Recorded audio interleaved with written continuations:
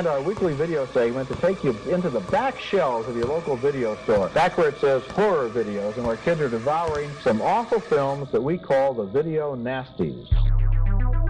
Are you freebasing? Inquiring minds want to know. I have to break free from this culture of mechanical reproductions and the thick incrustations dying on the surface. Fuck the prime time, bitch! Monmouth in the flesh.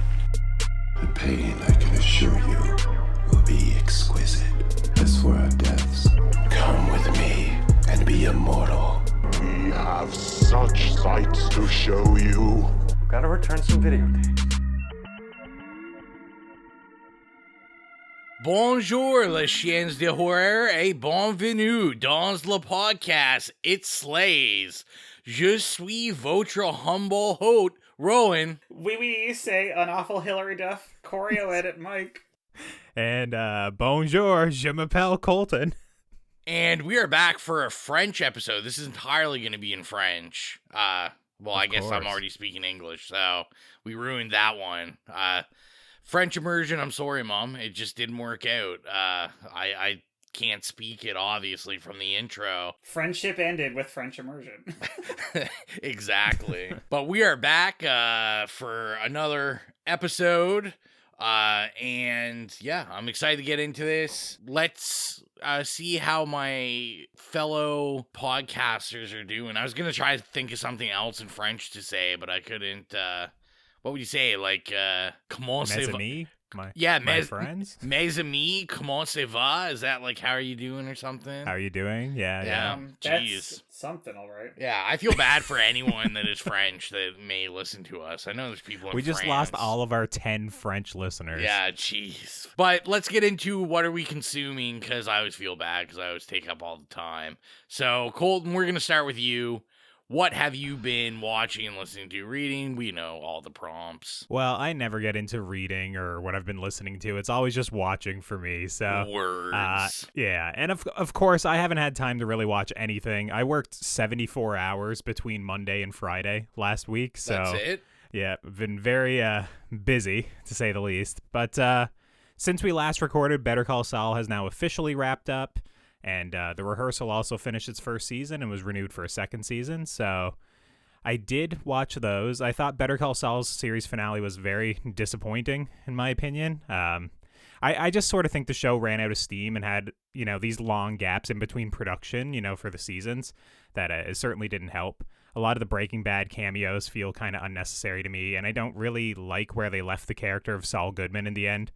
It all just sort of feels superfluous, like, why did we bother to do this? Or at least, why did they feel the need to go past season 4 of Better Call Saul? So yeah, Breaking Bad is my favorite TV series of all time, but with this and El Camino both being a little disappointing, in my opinion, I kind of think it's time for Vince Gilligan to leave the Breaking Bad universe behind and, go off and do something else at this point. I don't know, I love those characters, love that world, but I don't really need to see it keeping, bringing Aaron Paul back as a 40-year-old man to play like a high schooler, right? I'm kind of over it now. So that being said, I did think The Rehearsal was genius overall. I know I mentioned it in passing last episode, but now I can kind of give it a full ringing endorsement that I think the show is great. It starts off as a show where Nathan Fielder of Nathan For You fame helps everyday people rehearse upcoming important moments in their lives by sort of micromanaging every single fathomable detail through the magic of filmmaking. So he gets dozens of actors, builds elaborate sets, and as you may have guessed, has the everyday people rehearse that big moment dozens and dozens of times to ensure that they're given the best chance to nail it.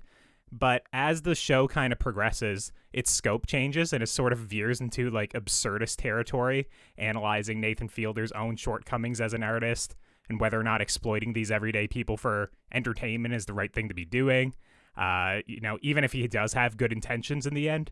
And it also winds up being like a commentary on the greater television and film industry as a whole. It's kind of like Kaufman-esque by the end of it. So I really enjoyed it. I have no clue what they're going to do with season 2, but season 1 was awesome, and I highly recommend it. It's only 5 or 6 episodes. And lastly, I guess I'll just quickly mention that I watch the series premiere of House of the Dragon. The follow-up to the Game of Thrones TV show. Did you watch that, Mike? I saw a little bit of a reaction. No, I actually totally forgot that it happened. Wow, I was really looking forward to it.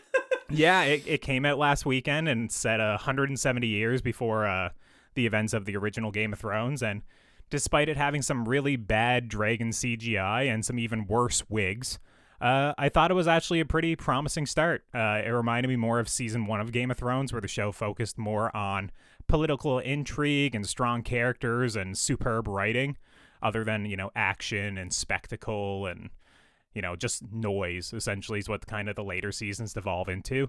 And, the second episode hasn't aired yet, so I don't know if that'll be good at all, but I thought the first one was a very promising start, and hopefully it'll keep going that way for the rest of the season.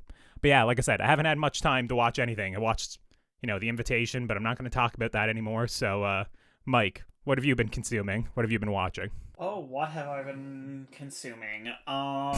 So I don't know if I mentioned last time, because I can't remember if I had gotten a hold of it yet or not, but I read Jeanette McCurdy's book about her abusive mother and horrific experiences on Nickelodeon, and awful things that happened to her in her life, and it was absolutely amazing. It was devastating and very, very funny, and I could not stop reading it. And I have moved on. I read this weird book that I got for $6 that I've been wanting to read forever, called Looker by Laura Sims, and she's a poet, and this slim thriller about a woman who lives a couple houses down from a kind of famous actress, and she becomes really obsessed with her because the narrator's life is kind of turned upside down because she's had her husband leave her and stuff like that, and so she kind of starts projecting all these weird things going on in her life on this actress and how it spirals out of control. It was really short and it was kind of a quick read, and I really enjoyed it. It was very dark. There's a lot of horrible things that happen in it, and but I do love traumatizing books about mental deterioration, as everyone will have noticed by now. And I'm now reading what is quite possibly one of the best books I've read in years. And it's called A Certain Hunger by Chelsea Summers. She is wonderful. The writing in this book is so fucking delicious, which is funny because it's about a cannibal food critic. And it's literally I'm just salivating at her beautiful writing. It's fantastic so far, I have to say. And other than that, I have been watching weird YouTube documentaries. I finished the one, I should say, about the guy who started Hunter Moore. He started as AnyoneUp.com, the revenge porn site, and essentially that was the catalyst for all the laws that came into place against revenge porn. It was really interesting. Very much it's you're watching it and just having these very strong emotional reactions, which I love. And when I finished that, instead of starting anything, artful or interesting or narrative, like the new Game of Thrones series, I started watching the fucking docuseries, also on Netflix, the Trainwreck one on Woodstock 99. So that's where I am. Yeah. And so far I'm what the fuck? It's one of those things where I'm I had heard about this, but I didn't really know much about it, except that it was just everybody hated it and it was awful. But yeah, with good reason. So that's kind of been my trash binge. Not really trash. Some of it's trash. And of course I've been watching Drag Race and Real Housewives. Always. Always. I mean, that goes without saying. But, and, of course, watching Canada, we have our hometown girl on there. So, what have you been at, Rob? I haven't watched anything. No, I'm just kidding. You guys haven't watched not a single fucking thing. All right, let's bring up his Letterboxd. So, what did he rate 4 stars this week? I have watched only episode 1, but I think when we're done recording, we're going to continue on. Me and Auxilia have started watching The Rehearsal also. Oh, okay. Just because every podcast I listen to, I've seen, articles Rolling Stone, Variety, everyone saying it's, one of the greatest shows ever made now. Mm-hmm. It's very good. Yeah. Yeah, we really enjoyed episode 1, so... We've been away the last couple days, so we're gonna tonight buckle down, and we'll probably finish it, would be my guess. I'm trying to think TV. I'm also rewatching, It's Always Sunny in Philadelphia because Exilia wanted to start watching it now. So we've been re-watching that. I did do a couple re-watches recently. I showed a friend of mine. We kind of do like a movie night every other week. He had never seen Society. Oh, wow. I had to give, it's a gift that keeps on giving. Mike was actually the one that, showed it to me the first time. I immediately went. You got to see it on beautiful collector's edition, limited edition Blu-ray. Yeah, so I, of course, went out and bought the Arrow Blu-ray as soon as I saw it and showed it to him. It was magnificent. It's gooey as ever and just like, probably some of the best special effects, like practical special effects in horror that around, like since The Thing. I gotta mention, you called it magnificent. You gave it a 3 stars. 3 star. 3 star. Drag him. Sorry, Rowan. I was looking. I was like, oh, he must love this movie. It is a magnificent 3 star. We also, in the same sitting, I rewatched Feast, which was his first time, which I'm a big fan of. I feel like it's very underseen. Yeah, I haven't seen it. Yeah, so it was the result of Ben Affleck had like a reality show called Project Greenlight forever ago. Yes. Yeah, I watched it, yeah. Yeah, so this was the film they made.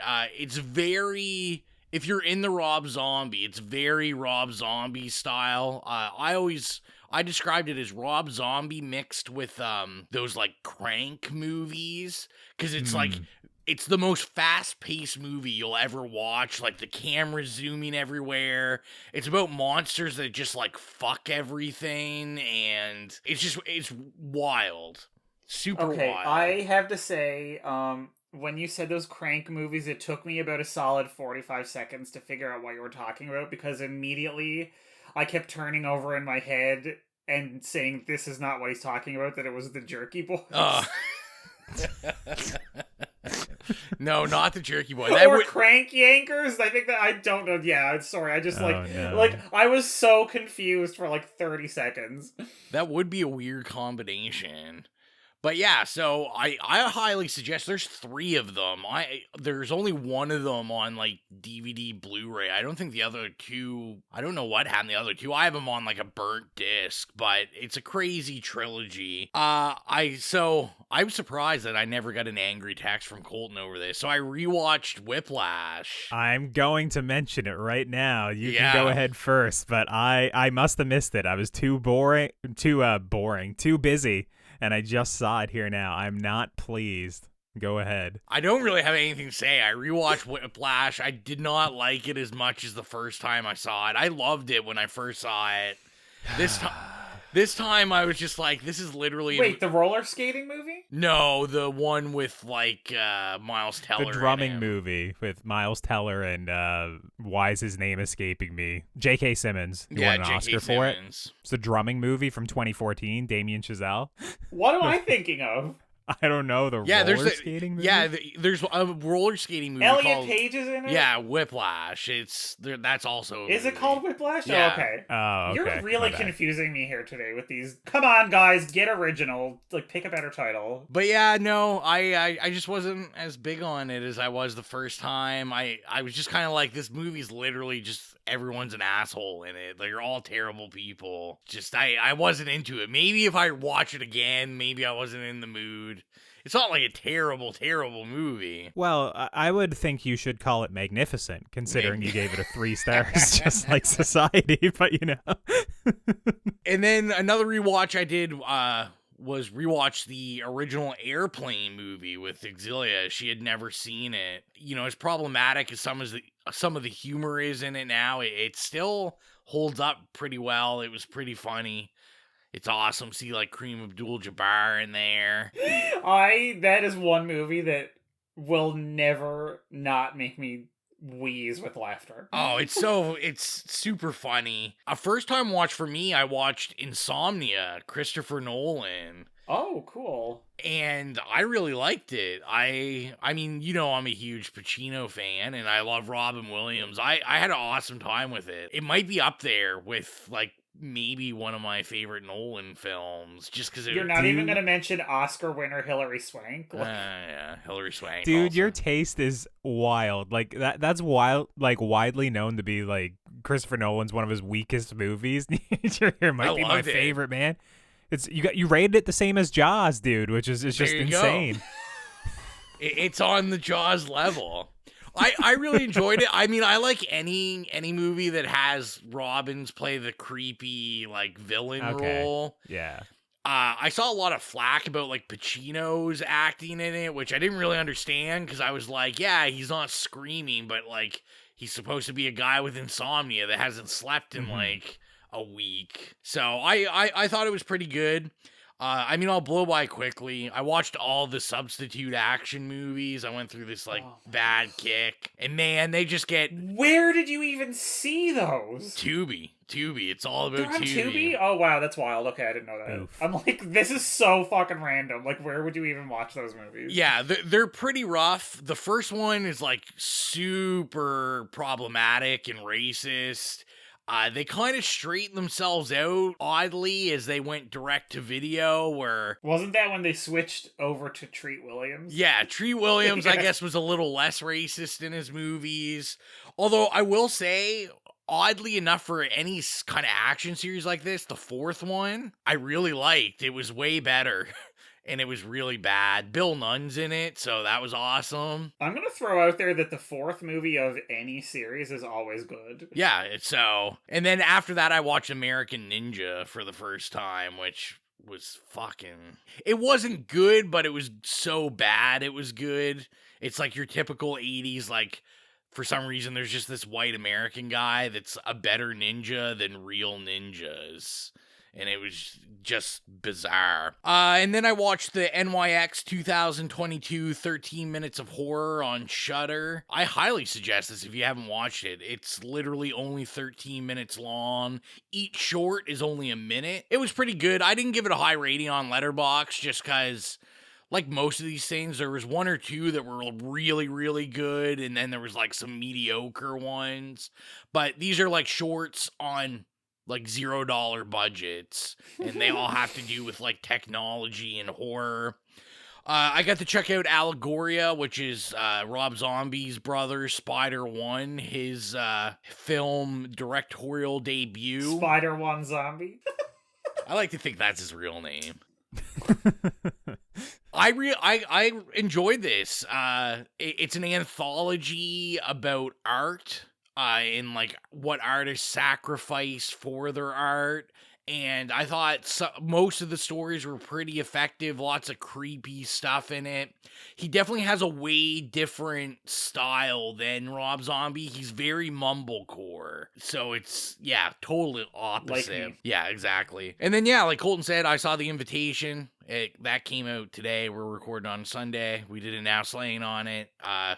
That's all. Yeah, like Colton, I'm not talking about that movie. Fuck that movie. But only because there's an episode, so go check that out. Yeah, go check it out, though. And That's the only reason they're not talking about it. And then my pleasant surprise was I saw Beast. That's the last one. I saw Beast with Idris Elba in the theater, and I had a good time. It was a good 90-minute time waster. I didn't mention this, but I also saw the new Idris Elba movie, not Beast, but 3,000 Years of Longing, or whatever it's called, the new George Miller movie. How was that? God, it was boring. Oh, I was like, is that out? I really want to see that. Yeah, it came out. I won't get into it, but it's basically Mad Max Fury Road if it was boring and had no car chases and no practical effects and no action and was just about love stories and felt 6 years long. I don't know. It felt like I was watching it for 3,000 years is what I'll say. It was okay, but it's like I don't know how the same filmmaker makes Happy Feet and Mad Max Fury Road and 3,000 Years of Long. He's a weird dude, that George Miller. It's a big swing, I guess, but not for me. Fair. So I guess it's time to get into the film for this evening. Do you want to introduce it, Colton? Well, I don't really know how to introduce it, to tell you the truth. It's Eyes Without a Face. It's from 1960. Basically, I chose it because it was just on so many lists of best horror movies of all time. It would always be in like the top 10 to 15. And if there's a best horror movie of all time that I haven't seen in the top 10 to 15, it's like, okay, it's on my watch list. and this one's been on my watch list for years, basically, is what I'll say. So, yeah, I just figured, you know what the hell, let's give it a shot, let's pick it, and yeah, let's see what we have to say about it. All right, so let's get into the trailer, and then we'll be back with the bio.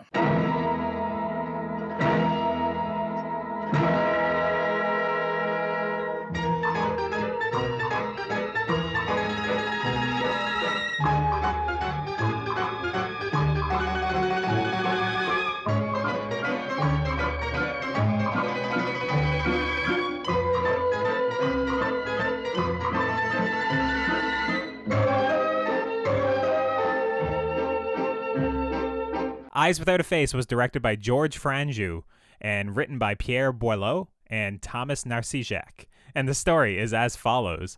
After a car accident leaves his daughter severely disfigured, a surgeon exhausts his medical training to give his daughter a new face. All right, so we know where we're going to start. Is this our first time seeing it? Have we seen it before? What is our first experiences with it? We'll start with you, Mike. Actually, kind of like Colton, I have had it on my watch list for years and years and years, and like to the point where I picked it up once in the like a million years ago in the Criterion DVD back before Blu-ray was a thing, or before they started making Blu-rays, and I kept going like, oh, this is supposed to be really good, I should buy it, and I like put it down because I was, they were like $70. And I just was one of those things that like I've always been like, oh, I'll put that on my like short list of things to watch this weekend, and just for whatever reason never got around to. So I was actually really glad that it was our choice this week, because it forced me to finally sit down and watch this fucking movie. So yeah, this is my first time.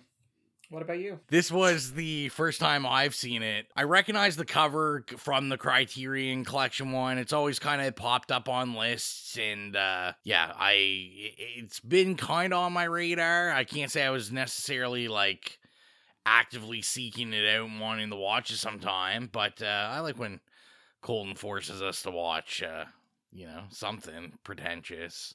So... how about you, Colton? Yeah, as I kind of alluded in the introduction there, why I chose it. Yeah, it's my first time seeing it as well. It's been on my radar for a while, like certainly since I joined Letterboxd and kind of, in 2015 or whatever, when I was kind of looking into those lists. But yeah, it's like you said, I recognize it from the Criterion Blu-ray as well, and from a couple of like select screenshots.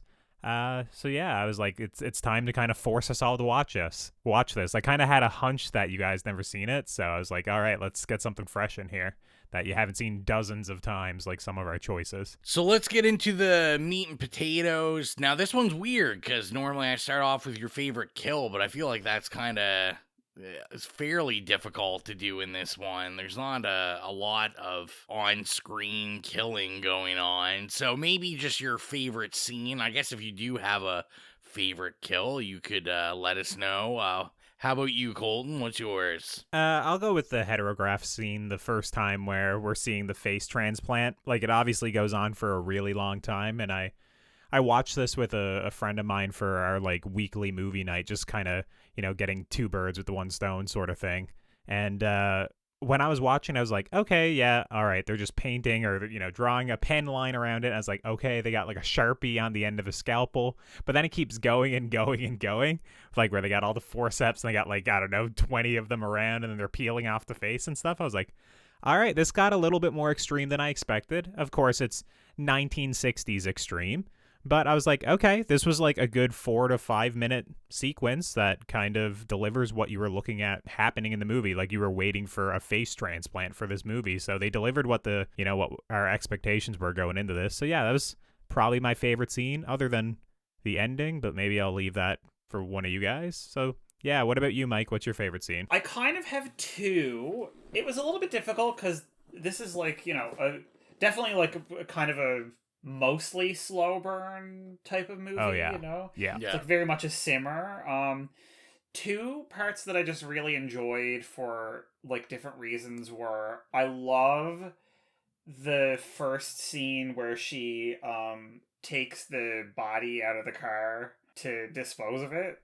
Yeah, because I kept thinking, I don't know why, for whatever reason, when I started watching it, I was like, I put in my mind like my context for this is going to be, this is the same year that Psycho came out, and they're both like done in black and white. So it did make me like kind of think of Psycho. I was like, I loved how they were kind of on two sides of the pond, like having the same thing happen in the movie in like two completely different sort of contexts. And I just liked it aesthetically, and all the cars in that movie were really cute. I agree. Yeah. And I'm not a car person, but I was like, these are adorable cars, right? Yeah. Not the old, like, horrific, American contraptions, but whatever. And the other one was when the first time they go down, like, through the house, because I find the house very fascinating, and I really want to rewatch the movie, like, with more of a focus on, like, the architecture and, like, the kind of, like, physicality of it.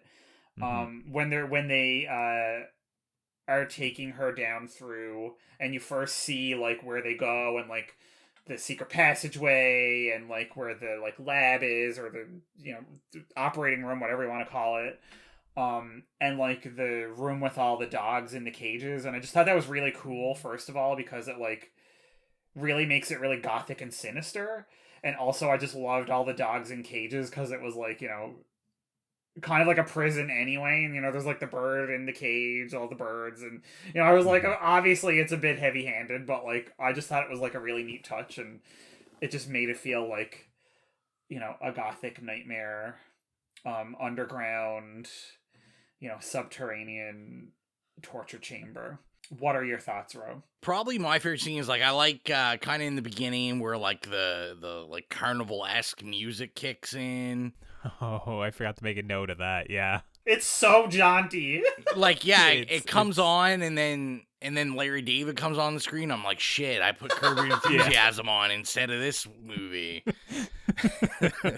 No, probably towards the ending, I really like the dog attack scene, because I actually didn't see it coming. I thought she was just like kind of releasing the animals, and I was like, oh, like they're kind of gonna escape the grounds, and it's like everyone's free now, and then I didn't see it. I was like, oh shit, like this dog is just going at this guy. And then I thought the effects were pretty good. Like we see him afterwards, and his like eyeballs like basically like popped out, and like you said, Colton, even with the grafting scene and stuff, like this is like pretty violent for like a 1960s film. As I was looking about the movie, I saw that, people like were passing out at viewings of this, and there was a lot of outrage. They obviously had not seen a Rob Zombie movie yet, so yeah, they weren't prepared for this type of shenanigans. I think that scene actually inspired Rob Zombie's House of a Thousand Corpses. I'm just saying, when she goes down underground, and actually,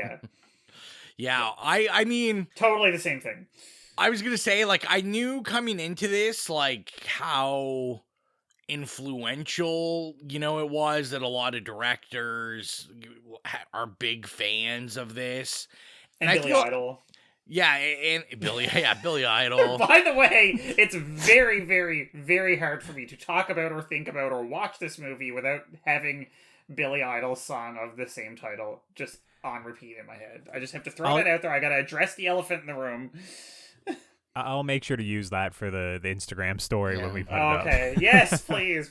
So my question is, like, should Criterion have recut the film where they just have the Billy Idol song in the movie and just do the pairing? Absolutely. Did you ever see that version that they did of Metropolis where Giorgio Moroder rescored it? No. Okay, it's, like, literally iconic and legendary. I don't know that it's had any like home video releases recently, but yeah, it's like literally Giorgio Moroder did a score for like the Metropolis, like the silent movie, and I think that they should do an updated version of this where Billy Idol gets together with some 80s producer, maybe Giorgio Moroder, and does a complete rescore of it, and like just different versions of Eyes Without a Face. Or at the very least, as soon as the credits come on, the song just Yeah. kicks in, just like a modern like the movie. needle drop, right? Like, Yeah. yeah.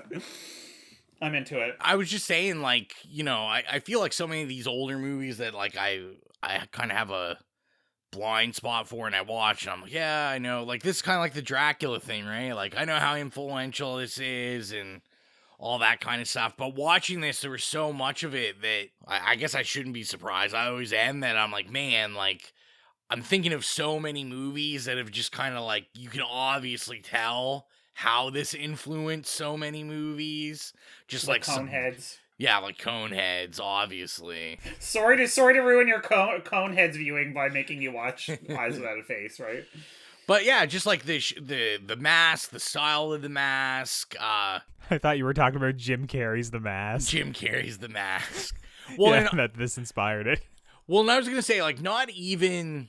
I mean, obviously the go-to, which is like well documented, like John Carpenter said they were influenced by this for Halloween. But I was just thinking, like, in general, masks, like in horror, I'm like, so many got you. Okay. look like this, with like this blank canvas kind of doll looking, like that's what I thought, like porcelain kind of looking face. Yeah, I was very interested in just how heavily influenced it seemed.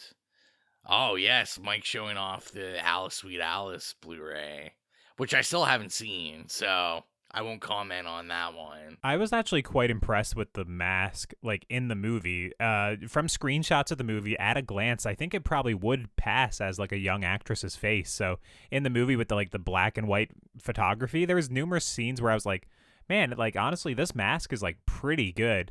But then it's like, okay, in an actual world where it's colorized, and just probably this pale white face, obviously, it's probably a little bit more noticeable. But it kind of operated in the uncanny valley where I'd look at it and be like, the more I look at it, I go, okay, there's something off about it. But it would pass the, it'd pass the sniff test, essentially, right, when I was watching it. So it definitely was, like, a cool design, and I thought it was, like, pretty unsettling. Just, I don't know why. The porcelain doll look just kind of creeps me out in general. Mm-hmm. I wasn't sure when, because, obviously they have that whole first scene with her where, she's got her face down in the fainting couch, which, by the way, I fucking loved that couch in that little nook.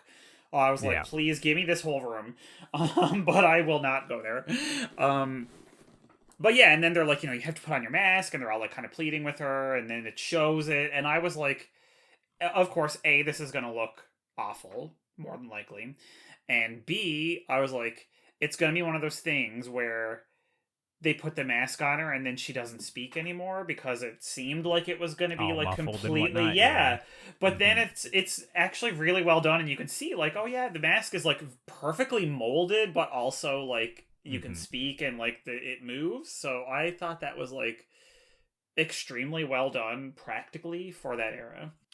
I just thought that was cool because I thought that was going to be like kind of part of the creep factor was going to be that like she puts the mask on and then doesn't say anything, and that would like factor into it somehow, and it's like a complete like erasure of her identity and like her voice, and it doesn't. So I was I found that kind of like a neat element. Yeah, it's sort of an effect that only really works in this movie since it's black and white. Like, if we were watching it and they were trying to do like a skin colored tone in like a modern movie, it's so hard to match skin tones like effectively in masks and prosthetics and all that. So it'd probably look a little bit more off. But yeah, in this movie, it really works. And I find actually like a lot of the black and white photography here is like really impressive when I'm watching the movie. It looks really good. You mentioned like the cute little cars, but there's loads of times when like these cute little cars are pulling up to this Gothic architecture huge building and it looks sick.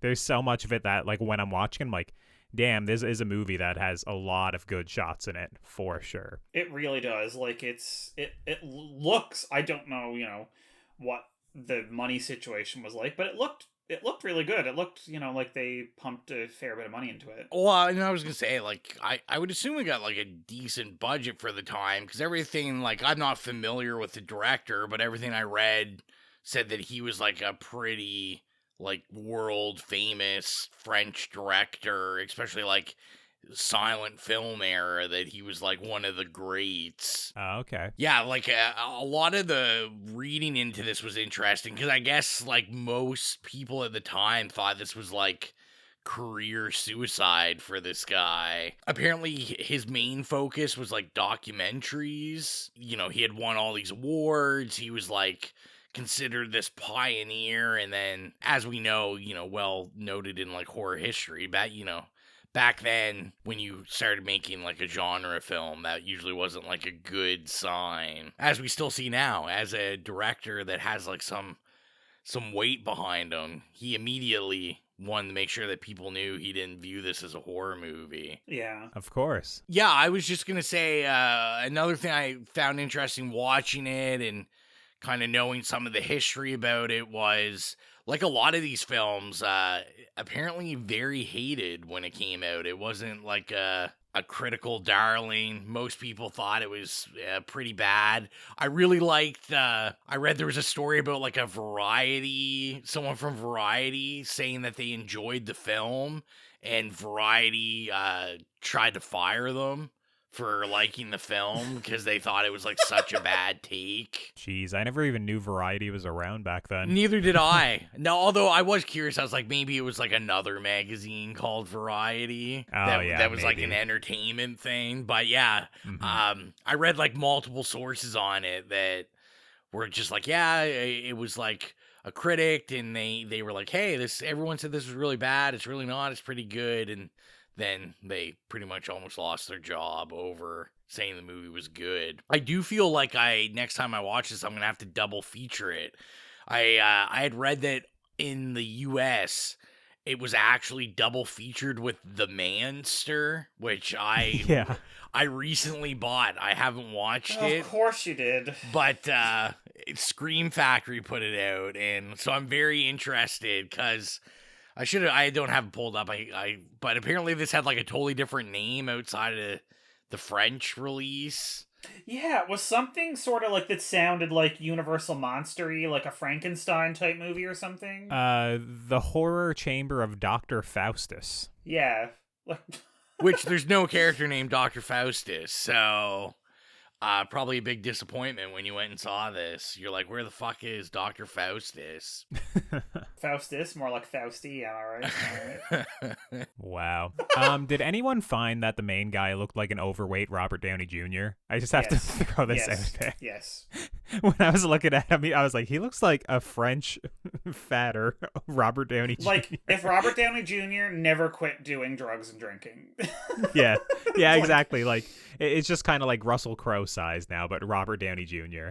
And I was like, dude, when they reboot this, you got to get fat Robert Downey Jr. to play this role. Fat Robert Downey Jr. Jesus Christ. I'm down He's for gonna that. have to go to like the school of like Christian Bale, like method acting. Yes, please. And just like fluctuate his weight. Or the Brandon Fraser, the whale in the new Brandon Darren Fraser, Aronofsky movie. Yeah. That's a better comparison. For sure. I was gonna say I really enjoyed I think it's Juliette Maynard. I think that's who she played. She played Edna, Edna was like the doctor's sidekick, right? No, that's no. Louise Edna was the first, sidekick. the one that she kidnapped essentially. Remember, she was trying to get it was her to the one live that gets the Alita face transplant Volley. and jumps out the Alita window. Volley. Okay, that's who I was thinking. She's the one, because I was waiting for you to bring that. I was like, if Rowan does not bring up Alita Volley, I'm literally fucking divorcing him. I thought she like made the movie. Oh yeah, I mean, you know who that is, right? No. Girl, are you kidding me?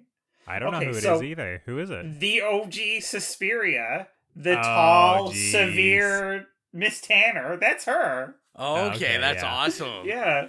Yeah, no, I thought she was fantastic. She was the highlight of this watch for me. Like, super creepy, just like always staring like a little creeper. Yeah, so picture her with her hair up in that like crazy bun and like wearing the really severe shoes and Yeah, I thought overall, like, I was pretty impressed with the casting. I thought everyone did a pretty good job.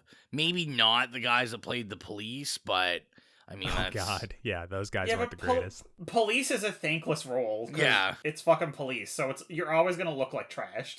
You know? Like, You're just cannon fodder. They seemed like super hammy in this, and I was like, this is weird. They kind of seem like they're in like a totally different movie. Maybe they felt that this was just like a trash movie. And as much as I made fun of the carnival music, I really did actually enjoy kind of the contrast of like that like Freaks-esque music, but then it had like the kind of lonesome, like sad, like orchestral pieces. Would kind of like start off jaunty and then kind of like dip. You're right though, because I found after the first like 2 times they used it, and I was like, this is very jarring and bizarre. When it would start up again, I'd go, oh yay, this is back. Like I feel like, oh, it's the music. The music is back. Well, I missed it. Surprisingly, I was not a fan of the music. This is like, I call it out as like from a time when they didn't know how to score horror movies. Oh, yeah. There's a lot of like early horror movies that just have weird ass soundtracks because they just don't know what works. And I would firmly put this in the camp of like, it didn't really work for me. You're right, but you just used the best word possible, camp. It makes it feel kind of campy. Yeah, but the rest of the movie is not trying to be campy, though, right? It's just, So, I mean, another thing I was really pumped about was I figured this was the closest this podcast will ever get to reviewing Face Off. That made me happy. Are you disappointed that they didn't, like, fully go, like, gunfight? No, I was more disappointed that someone didn't look at the camera and then say Face Off multiple times so that I mean, I wouldn't put it past us just because we've done numerous movies that don't fit the horror genre, and all it takes is for like Brad to want to do Face Off, and you'll be like, yeah man, we'll make sure that's a horror movie. Yeah, we'll talk about how scary it is. You could use Eyes Without a Face then as a springboard, and you can go, well, it's a riff on Eyes Without a Face, which is a horror movie. I'm sick that day. When you guys record the Face-Off episode, I'm sick. But I was going to say, it just goes to show, like, how, like I said, how much is, like, lifted from this into the blueprint and other things. Like, I know John Woo, like, said he was a big fan of this film, and they, scene for scene in Face-Off, pretty much the face removal, just even the outlining of the faces, like... Which I do want to talk about. Possibly the worst surgeon of all time, because those lines were looking pretty rough.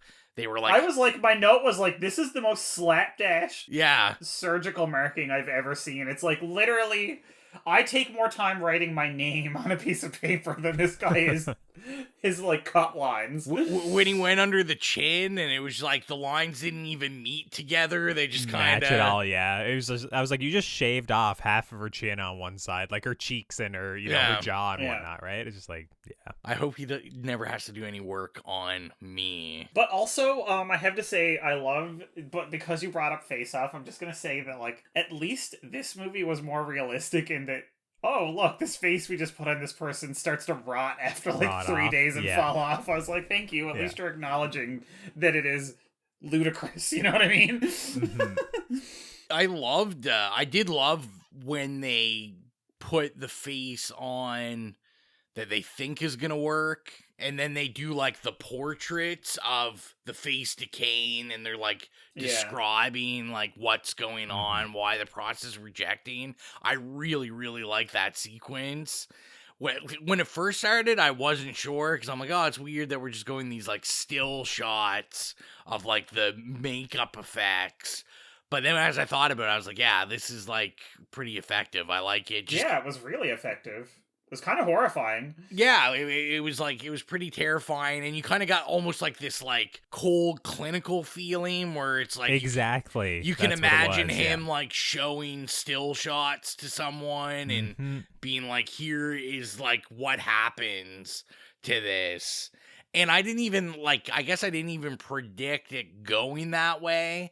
Like I know they were having problems with the faces not working, but for some reason in my brain, I was thinking it was going to be something else, and it wasn't like the skin was rotting off and like all that kind of thing. The only thing I really kind of wish is that maybe we got like some actual video of those like effects, Because when we see him notice it, like, it's just like a little, like, I thought it looked like a cut or something. And, you know, he's like, oh my God. And then that's really all we see of the rotting. I mean, you do see her face very briefly near the end with the second person that they bring in, when the one that was working with the cops. Yeah. Remember, she kind of like sees it and it's a bit blurry because she's waking up, but like that is sort of video of it, you know, that's the same effect, like her face is gone. So yeah, you see Christiane's face like earlier in the movie as well at one point as well, when she like walks up to someone. You see it like without the face on and without the mask on too, and it's a pretty good effect. I called it the ketchup face. It just looked like they put a lot of ketchup on her face. I thought it looked good. It looked better than ketchup face, but it was effective. Like, I didn't hate it. I think Rove's just mad that like she didn't go up and like take a, you know, handheld mirror and go, oh look, I'm just eyes without a face, and just like looking right at the camera. He just wants her to say the name of the film. Oh no, are Face you one Off. of those guys, bro? Oh, you know what? We've got to do. It's gonna be Eyes Without a Face Off. There you go. All right, I'm done. Goodbye. I'm double leaving. feature. Yeah. No, it would have been better if she looked at the camera and then just screwed it up like me and was like, oh, it's Eyes Without a Mask. Eyes Without a Mask. You're like, what are you talking about? So are we done like fawning over the movie? Can we talk about how kind of boring it is now as well? Or do you guys just like absolutely love it? Because okay, listen, I just want to say one thing first. All right. And this maybe I need to gauge y'all. I'm sure you've seen these movies, so I did not know, and I was very impressed when I first started watching it and the credits were rolling up. The people who wrote it, because they're the ones who wrote the novels that Vertigo and, Les Diaboliques is based on. So like they are like, they have this like really, you know, noir like thriller, you know, like history. And I thought it was really cool that they like wrote the script, that it was based on a novel by somebody else, but that they were the ones who like adapted it. And I thought that was really cool, because I could kind of see that maybe the book would have been more horror-y, and that they turned it in, like kind of refined it into more of a like gothic thriller. It was. I had saw in like the quick research I was doing that there was a lot of concern with this for like censors. Yeah. So, for the French censors, they were really worried about the like gore and stuff. I forget, there was like different things. I forget what they were worried about with the American censors. Apparently the German censors were a big thing with mad scientists. That's like a big thing. Suspecting because of like World War II and of course. Fallout of that. Apparently, your movie will get cut the shit back then if it involved mad scientists. So in the book they had said that basically the doctor is kind of, you know, like he's just this villain, and they really wanted to make sure that he was a little more sympathetic in the movie, so he wasn't such an outright villain. As well as in the book, I had saw that there was like a lot of animal cruelty. It's implied here at one point. The camera does pan over to show the dog with the head wraps on, right? And it's like, oh, okay, so he was practicing like face transplants on the dogs and whatnot beforehand, obviously, right? And you see it's probably like at least a dozen cages, right, with the dogs in them, and they're always howling, so it's not like you know, they're happy. I did like that all that was, you know, more of a like uneasy thing happening in the background that they don't really like explicitly go into, but you know, it's like there's definitely like lots of lines you can read between there. Yeah, for me, I thought that the dogs, like basically I thought the car accident was going to be a red herring or something. Like I thought she was mauled by one of the dogs is kind of what I thought, but he was passing it off as something else. That's kind of what I was thinking, because I was like, why else are these dogs in the movie? Then I finally saw, okay, he was experimenting on them, I guess. And then, of course, by the end, when he gets mauled, I go, oh, okay.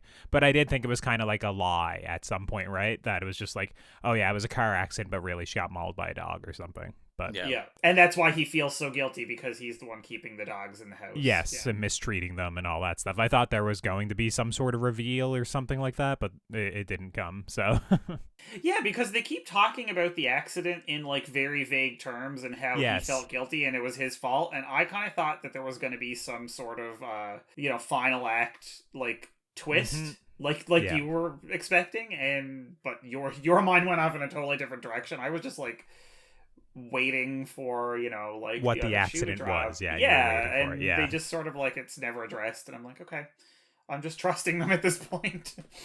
So is this a section where we have to leave room for Colton's airing of grievances? It's not a whole lot of grievances. Like I don't know. I definitely prefer Diabolique or or however you pronounce it over this. I definitely prefer Vertigo. It's 100%, yeah. Yeah, to me, it's just like there are sections of this movie that I feel go on for like 7 or 8 minutes of just watching people do things that we cut out of movies now. Particularly the funeral sequence when he leaves and drives home. I think that's like a 7-minute sequence of him walking across the graveyard, hopping in the car, driving down the road, multiple roads, walking upstairs, going inside. And I understand as a viewer, it's supposed to be like, oh my God, like he's miserable or he's grief-stricken, and then of course it's supposed to be incredibly subverted when he gets up into the attic or goes downstairs wherever she's housed, and it's like, oh, she's still alive, and he set it up. It's supposed to subvert our expectations, but that sequence kind of like opened my eyes to watching the movie and seeing how long they just like leave things going, or how they just show kind of like mundane aspects of life. And this movie does it a lot. It's only 83 or 84 minutes, but it felt a lot longer than that to me. And I think it's just because they let things roll, or they let things go for 5 or 6 minutes at a time. Not necessarily one shot, but just kind of like a sequence, like moving from one scene or setting to another. Like they take their time going back and forth all over the place, that it just kind of, it felt a little bit more of a slog than I was expecting it to be while watching it. It was just like, there's a note here that I say like, okay, this is getting a little dull.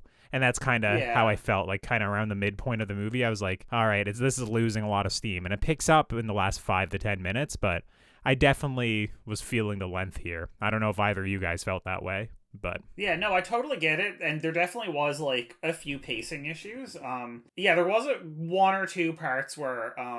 I just chalked this up, and it maybe is the difference between us. When I was watching it, it was after I had worked all day and I was really incredibly hungover. Gotcha. And I had only slept for like 3 hours, and I was absolutely exhausted. And I kind of looked at it as like, I was looking at it and I'm like, the movie is short, the pacing seems slightly off, but I couldn't tell if it was just me because I was so tired while I was watching it. But I feel like, no, you're right. And it probably just was that, like, the pacing was a bit wonky. But I feel thank God it was only an hour and a half. Otherwise, it probably would have felt a lot longer than it was. Yeah, and to be fair, like, once again, I did watch this in the afternoon yesterday, but I did watch it after a week where I worked 74 hours, and, the night before I worked 17 hours. So, I mean, despite having a good night's sleep after that, I could still be tired watching this in the afternoon, right? But it felt a little long to me, even at 84 minutes. And I was kind of like... why do people put this in the top 10 greatest horror movies of all time type of thing as I was watching it? I do agree that I think some of it's very influential, and I think the technicals are really good, but it was more so like the story is very simple, and just the execution where some of it felt a little bit dragged out to be. It's almost like that one sequence in Hereditary, like after where Charlie gets decapitated and we really take our time lingering on Peter before he drives home, and we watch him drive home and pull into the driveway and go upstairs and all that stuff and go to bed. But if like every single time they transition from scene to scene, it did that, and it's just like in that movie, by doing that the one time, it really like makes it impactful, where this movie kind of does it all the time. And it also does constant like fade outs as well, like dip to black, where it makes it feel like it's almost like ending and then coming back again and ending and coming back again. It's just like filmmaking stuff at the time. But when I was watching this felt a lot older than something even like Dracula or something to me in some regards. It's like every time they drive from the city back to the house, it takes like 7 minutes. You're right. You're right. That was it's like they're actually it. driving back. Yeah, we're just watching them. Yeah. Well, like when she was bringing Edna back, to like look at the room, that was definitely one of the moments where I kind of felt a little bit of the like wonky pacing, but I kept thinking like, oh, we're sitting here literally for 5 minutes while the fucking trains are going. And I thought, and she's talking about, you'll get this train and blah, blah, blah. And they're having this whole conversation. And I sort of assumed that this was going to set up something key that was going to happen later. Mm-hmm. And it didn't. It was just this weird drive they took. Yeah. Which, I mean, like, it's fine, and it actually did, the sitting in the car with, like, Edna for that period of time, I did grow a bit more attached to her, and, like, I thought, the actress was really good and stuff, so when she jumps from the window up in the attic or whatever, it's definitely a bit more impactful, but, it was, like you said, the pacing, I think, there's some problems with it. And even having a scene like that where it just characterizes one of the characters and makes you kind of like her a little bit more, it's like, that is still worthy of having a scene. It's just modern movies, you're always trying to accomplish 2 or 3 things with every scene, right? So it's like, this is to push the plot forward, but it's also to set up something that is going to come back in the third act, and it's also to characterize something. This movie has scenes where it's like, this is a scene to possibly misdirect. Realistically, it's just we're going to be talking for 5 minutes, and maybe you'll learn to like one of the characters, maybe you won't, but it is just kind of, this is the point of the scene almost. Yeah. So it's just, it's a lot of times I'll watch these movies that people really hold in high regard from, the 60s, 50s, 40s, even earlier, and I'll watch it and I'll be like, oh my God, this actually feels so modern. Like, I can't believe it. They had it nailed in the 30s or something. And then I watch this and I was like, oh no, this is one that feels old to me. Like, yeah, I wouldn't want to see a remake of it just because obviously it's a classic, it's on Criterion and stuff, but it was kind of like, as I was watching it, I was like, I could see how if someone did this in a modern way, it would change it a bit. It wouldn't feel exactly the same. It doesn't feel like a modern movie to me. What about you, Rowan? I see you leaning in there. I was going to say, I felt exactly the same as you did. I feel like I compare anything old now to our experiences when we did Dracula, just because how much we all enjoyed that viewing, and I had never seen it, and like how quick Dracula felt. Like everything was just go. There was no wasted time, where this, I really felt like they probably could have shaved 10 minutes off the movie, and that probably would have made it feel a little better. Yeah, it would have been like lean and mean. Yes. Because, I felt the lingering, and even the stuff you had brought up, like the dogs and stuff, like, which I get we're kind of getting this foreshadowing that we don't know about, but that the dogs are going to kill him in the end. But it was like, there was just a lot of stuff that just led to nothing, really, that didn't add anything. I think, it was a great example of, bringing Edna or whatever to the house. Like, within 2 minutes of that cut, like, I knew, like, oh yeah, this is getting creepy, and they're obviously like kidnapping her and she doesn't know it, but then it just like stretches out an extra like couple minutes, and you're just like, this could have been cut down a bit. Yeah, going back to the dogs real quickly again, I have a note here where it's like, well, why didn't they just have Christiane being mauled by a dog instead? Why are the dogs here to begin with? Okay, just to be experimented on, or are they to hide the noises of the victims? Are they there to alert the police? And then it's like, okay, no, they're just to maul them in the end, right? There's multiple reasons why you could have this many dogs and around, And it's kind of like, the movie just has them purely as they were experimented on, and then kind of they're getting revenge on him at the end. Very much like how his daughter at the end kind of stabs Louise and escapes and whatnot, right? And gets her freedom as well.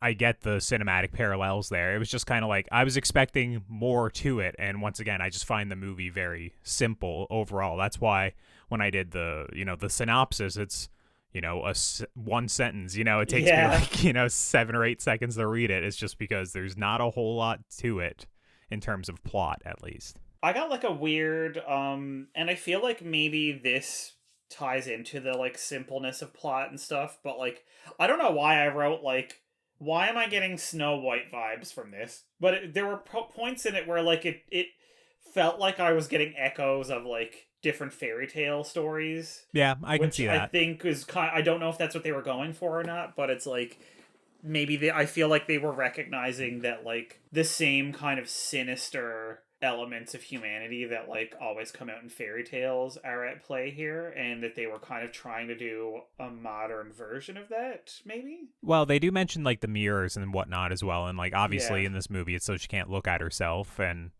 but that obviously factors big in Snow White. And also at the end of it, it has all the animals, and she has like the birds on her arms and stuff as she's walking out. It Yeah, feels very right? like Like, dreamlike it's- and fairy tale when she escapes at the end with all the doves and whatnot, for sure. And I do think like the pacing, once again, maybe it's just because I could have been tired, but it did have like a dreamlike quality to it at times, where it was just kind of like it puts you in like a trance, or like lulls you, that you're just watching these long sequences of driving, and it kind of like snaps you back out when something actually happens. So I got the exact same feeling, so I'm glad I wasn't, I'm always afraid. I'm like, oh man, maybe I'm just a piece of shit. I'm just watching too much The Substitute and can't appreciate Coneheads. I'm gonna drag you for buying Coneheads all night. So Whatever. Just FYI to everyone Whatever. listening. Ro bought Coneheads on Blu-ray, and I'm gonna make him pay for it. I can't wait for you to give Coneheads a 5, and you gave fucking Whiplash a 3. I was That'll gonna say, just set me off. Yeah. Coneheads is gonna get at least on the same level review rating as Jaws. At least Jaws, I'm telling you right 100%. now. Expect Yeah. it. So, do we have any other points for the film? We're kind of going off topic here now. No, I want to ask one question. Go for it. Yeah. That I actually found it weird that they didn't address. But maybe it's not weird because maybe I'm reading too much into it. But I couldn't help but think, in my Carrie Bradshaw voice, typing at my computer, but I couldn't help, no. I was wondering at the end, if y'all think that in some way Christiane is also complicit in what is happening. Because she is sort of a prisoner, but she also seems happy to have a new face when it lasts, maybe. And she called her, was it her husband or her boyfriend? I can't remember. Fiancé. Yeah. And I'm like, you probably could have said something. And yet you didn't. And I'm just wondering if it's like a Stockholm Syndrome thing, or like should we be... Like, I looked at it and I was like, I'm not 100% sure how I feel about her at the end. And I think that's a strength to this movie. Because, I think maybe that's part of the horror of it. I think the movie is trying to redeem her, or at least have you root for her by the end, like by having her stab Louise and, basically sick the dogs on her father and all that. I think it is supposed to be like an empowering ending where it's like, she's no longer... She's still imprisoned to some degree in her own body, but she's no longer imprisoned by her father's wishes, inside of this compound. But yeah, I mean, she's definitely complicit to some degree. Like you said, she knows what's going on, and she's certainly fine with it up until at least the end. I guess maybe you can read into it that she was feeling guilty, or that she just wanted to put an end to it. But I don't know. Once again, that's just kind of doing your own research and reading into it, right? No, exactly, because like you see two people in this movie, and then there's definitely others, and I'm just thinking I kept thinking I wonder what the body point is up to this point. Yeah. And he's talking about his research and stuff at the beginning in his lecture, and I'm like, man, I bet there's a lot of dead bodies in the river, Mm-hmm. That's an interesting thought. I kind of felt the same way, because I was like, yeah, she, like we said, she knows that, he's just murdering people left, right, and center, and, is perfectly fine with it once she gets a face that she thinks works. And it's like, oh, now I'm going to be able to, live my life and all this stuff. I do want to say before we wrap up, Louise's death, worst on-screen death of all time possible. When she gets, stabbed with the knife and there's zero reaction. and then she like talks and then falls down. I thought it was really funny. I was like, it may be the opposite of like when you really like play out your dying. You're like, oh my god. Yeah.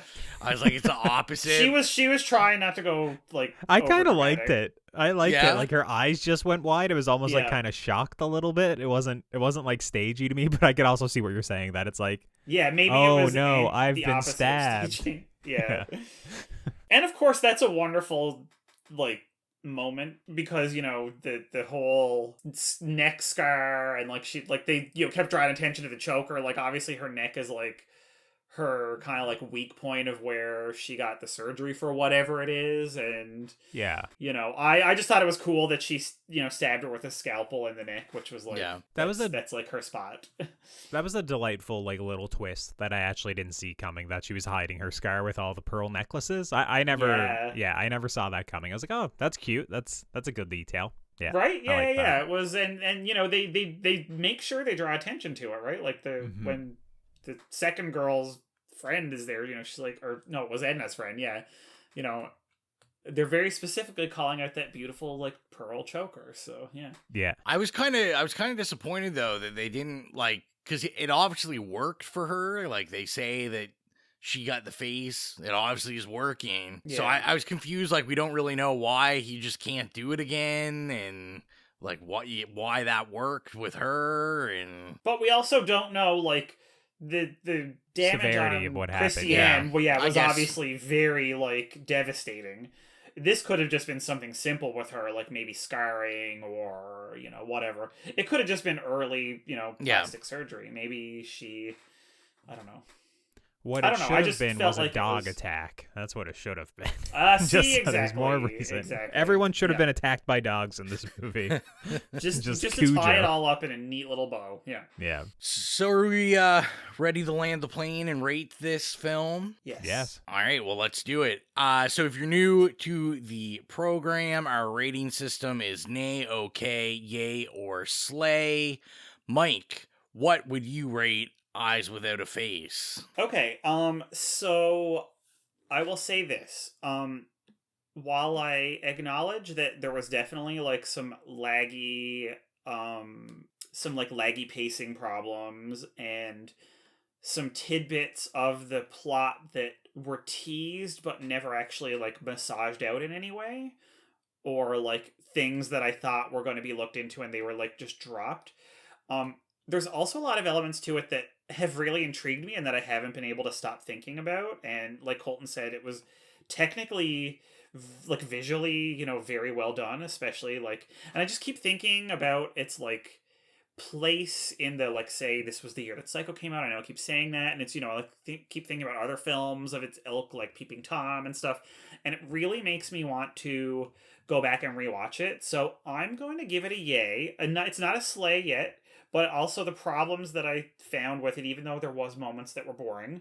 I will absolutely agree with Colton on that. But I've been thinking about it ever since I watched it, and I really do want to watch it again and kind of like be well rested and just like sit down with my coffee and kind of like actually soak it up a bit more and like think about it a bit more critically than I did. Because I feel like it would really pay off. And do a bit more research and like some reading on it and kind of like, maybe like watch it with a certain reading in mind and pay a bit more attention to the details. And I totally get and when I was watching it, I could see its like reverberation in all sorts, like Ron was saying, all sorts of different cinema and music, 80s rock music. And actually it's funny because I saw a Pedro Almodovar movie years ago in the Mun Cinema, and it was literally, I didn't even realize it at the time, like a remake of this movie. Yeah. I had no idea. Like, she literally wears the mask and everything. Mm-hmm. The Skin and I did not in, realize it. The Skin I Live In, yeah. And I was like, holy shit, like, this is literally the movie. Like, I didn't realize it at the time because I hadn't seen it. But, yeah, and I thought that was really cool. So now I'm, like, seeing all this, like, every time you mention somebody that was, like, influenced by it, I'm like, yeah, you can kind of see it, like, with its fingers all over, like, different types of film. So I don't know. I'm really looking forward to like sitting in this and watching it again maybe in a couple weeks. So I keep thinking about it. So that to me is totally a yay. What about you, Colton? Yeah, like I said before, I there's redeeming qualities of the movie. I do like where it ends up. I do like, the face transplant scene. I think a lot of the black and white photography is really well done. But for me, there's kind of too many drop plot points. Some of those really long sequences really kind of tested my patience at times. And the score to me was just like, it was almost like nails on a chalkboard. So for me, I will give it an okay, because that's basically what I tell people. I was like, yeah, it's okay. It's like it's a movie with some good aspects, even some great aspects, like I said, with the cinematography. But overall, I was disappointed by it, and I think it's okay. What about you, Rowan? Kind of all the same thing both of you guys said. I'm gonna come in at an okay also. Like Mike, I am actually kind of looking forward to revisit again. It's something I would probably watch a couple times again, just to see what I get out of it, and there is those echoes from other cinema that it's influenced. But yeah, the pacing and like I say, it's literally what you talked about, like some plot drops and just there's other little things that I was like, this could have been a little tighter. And I don't necessarily think this is something that I'm plugging in, when I just want a movie to watch. And yeah, but I may recommend it to someone if I'm like, oh, you haven't seen that, like, watch this to see what all these other movies are about. And also, we do get like the killing of Louise, stuff like that. I kind of found it blurring the lines of being a horror movie. I felt it was almost like very heavily like science fiction-y with like the scientist and the procedure. Yeah, I found it more like in that vein, or like a thriller or something, more so than like an actual horror movie. But yeah, I'll land on it okay. So 2 okays and a yay. I think that's fair. That's respectable, yeah. That's respectable. Yeah, and I agree with you guys too. I would definitely be interested in watching like an anniversary screening or something with like a Q&A or like some criticism either in the beginning of the movie or in the end of the movie, kind of just setting it correctly, because that's how I watched Vertigo the first time. It was like an anniversary screening with like an orchestra, and like I think the actress in Vertigo was in attendance and stuff like that. That's the first time I saw it, and it really set the movie up, like set my expectations at the right place to appreciate the movie. So I kind of would like to. Context is very important. Yeah, I would like to see it again, but probably at like a special screening or something. So we told you what we thought and rated the movie, and we asked you guys what your opinions were. So we'll first go to Slasher. We asked on Slasher, and the horror scene wrote. I kept it pretty short and simple. He just said, this movie is one of the inspirations for Michael Myers' Mask, with lots of exclamation points. Cool. Yeah, I can see that. So, yeah, I like I had said before, I saw Carpenter. Although Carpenter doesn't say necessarily that it directly was. He said he wasn't sure where they got the idea, but he did say... Yeah, but Carpenter saw this. Like, he knows his... And he brought it up. He said if he had to guess, him and Deborah Hill would have got it from this, because this was a movie they enjoyed and saw. Yeah. So it was kind of like a subconscious thing. And then we got a response from Nicholas on Instagram. He's always writing us the huge responses. So he wrote, and he said, hey guys, still no phone call this time. Hopefully next time. But I didn't want to miss the opportunity to give a few words on this movie. I enjoyed it quite a bit, but I thought it does have a few scenes that try to humanize the Doctor towards the end, which I found a bit unnecessary. These scenes are not in all versions, though. Other than that, the operation is probably the heart of the movie, and for a good reason. It's still disturbing to an extent, and I'm sure that many movies like Face Off or Hellraiser took it as a visual influence. Overall, it's a good watch, but not really scary. And then he said, P.S. If you guys haven't seen the Spanish movie, The Skin I Live In, yeah. I highly recommend it. It works as a Nice. great twisted double feature with this movie, having certain similarities, but overall different ideas and themes. Sorry for the long message. I promise at one point I will call and leave a voicemail. We'll hold you to that, Nicholas. But yeah, that's great. Great Love response. it, yeah. I know, and like that's so cool to also catch that Almodovar parallel, yeah. And I kind of skipped it. I had read it, but I didn't bring it up when we were in the review section of the episode. But yeah, I'd read there is like multiple cuts of this movie. Okay. Because like I said, like they cut kind of the mad scientist, like him being a villain out necessarily, like for Germany and just kind of for censor reasons. And they thought people needed that sympathy for the doctor in order for it to work in some markets. Gotcha. Now, one thing I wanted to do, because I never want anyone to feel left out, is I wanted to quickly, we had a response to our last episode, Planet Terror, and it came in late. And, no. Yeah, so we had already recorded, so I didn't want them to think that we were just ignoring them. So the Husband and Knife podcast had wrote a response and wanted to let us know that Planet Terror was one of my favorite childhood horror movies, and that was from Diana from the Husband and Knife podcast. So Nice, yeah. Shout out The to taste. Diana. Yeah. The taste. you had a great childhood, so I'm happy for you there. Yeah.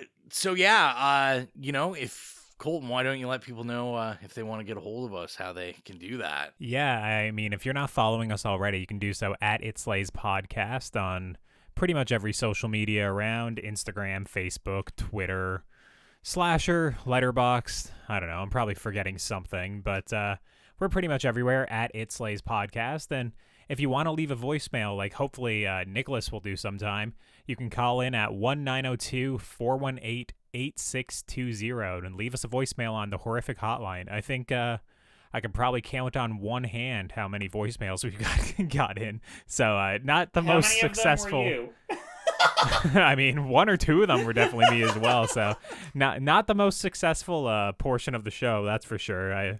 It would be nice to hear from you guys every now and then. But yeah, Rowan, how about you plug the playlist? So if you like some spooky music, you can go to Spotify, go to the It Slays Podcast Horrific playlist, or any of our social media. Go to the Linktree link in our bio, and there's a direct thing you can click on to get right to the playlist. And we put music that we love from movies we have reviewed or just iconic horror movies. I'm not sure if the carnival music's going to make it on the playlist. But not if I have anything to say about it. But maybe we'll just put a link up to the Curb Your Enthusiasm theme song. And then there you go. See if you can tell the difference. But yeah, go check it out. Get your spooky music on. And I think all we have left is to announce our next episode. So we had to do some moving around.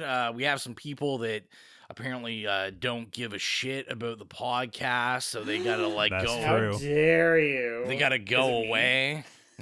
I'm peacing off to the Toronto International Film Festival, and I don't think I will find the time to watch whatever we were going to review and record, plus it'd be in shitty quality, so I don't know. I mentioned it on Now Slaying. Maybe we'll try and figure something out, but yeah, hopefully Can there you will tell be a everybody guest. how many movies? Because so background, Colton has done this for what, 10 years or something? Like, has it this been will be that my long? 6th time in person, but I did it online for 2 years as well, so 8 times. Like, yeah. how many movies, tell them, do you watch in the span of this thing? Oh, I usually aim for 30 movies in 10 days, which it seems like it's 3 a day, but honestly, there's usually 1 or 2 days that just nothing lines up. So it winds up being more so like 3 to 4, 5 sometimes a day to get through it. Like for this year, I have 29 right now on the list. So it's going to be a busy year again. I try and never go over 30 because there was one year I did 35, and that was just basically like I didn't enjoy half of what I watched because it was hard to stay awake all the time, right? Yeah. Watching 5 movies in a day in like a theater, very, very demanding. So, unless you're like pounding back like Adderall or something, like yeah, that'd probably help.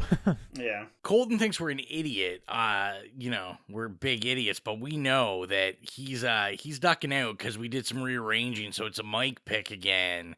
And anytime that he can duck out on a mic pick, he seems to be a happy boy. I know, funny how that works out, isn't it? It's pure coincidence, though, just absolute coincidence.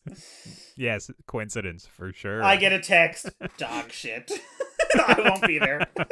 So, Mike, why don't you let the people know what we're doing next episode? Okay, our next episode is going to be a wonderful, wonderful, kind of obscure old movie that can be found on the wonderful library of Tubi, and it's called Mirror Mirror. Nice. I have no idea what this movie is, so I'm going. There were actually two of them. Okay, so it's for just specify for which one. Yeah, it's the first one, and for very sketchy context, it's one of those like late 80s, early 90s, like not something that was a hit in any way, but it's a video store movie. It was like definitely a sleepover video store thing in like the early 90s. So that's what its life was and its impact. So with that context, that's the sort of movie that it is. It's not an old classic. It's not just an absolute, whatever, like Der Bunker, off the wall, weird. It's just a like popcorn sleepover video store cult hit. And it's also not the 2012 one that stars Julia Roberts and Lily Collins. That's the family-friendly fantasy one. Very, very, yes, thank you. That is a very important distinction.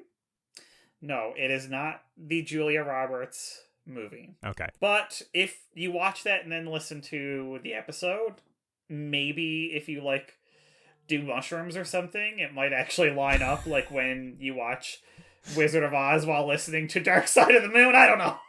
Oh my god. All right. So yeah, make sure to get Mirror Mirror in your eyeballs, and I think we're gonna have a special guest for that one. I won't say who or anything because we'll see what kind of frantic mood I am when I'm trying to line someone up for it, but we'll try to get someone in on that one.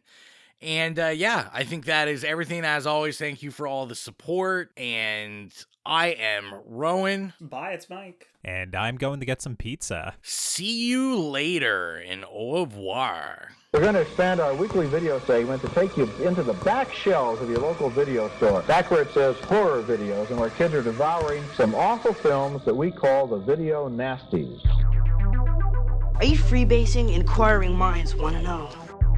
I have to break free from this culture of mechanical reproductions and the thick incrustations dying on the surface. But the prime time gets. Mom with the new Fletch. The pain, I can assure you, will be exquisite.